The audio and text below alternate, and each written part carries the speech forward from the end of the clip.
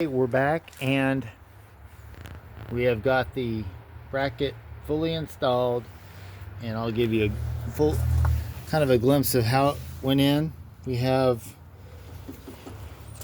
the bolt went in really nicely, solid, has a lock washer in it, so that's good. And then the clamp went in there really nicely, solid, 13 millimeter nut there, a 13 millimeter bolt here.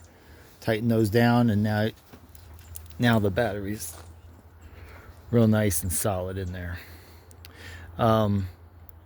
Obviously I still have to go in here and clean up my wiring a little bit, but you kind of get the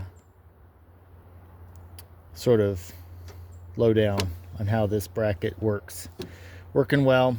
One thing it doesn't have is these little like plastic or rubber angle gripper things, so I'm gonna have to go find something that will go in there to sort of space it out and grip the battery there and give it a little bit of a insulation quality. But there you go.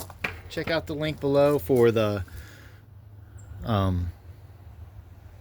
Amazon product that we used for this, and come back again soon. We'll show you what we got for the rest of this car, including the side marker lens for the other side and the window regulator that we're putting in that are inside these boxes.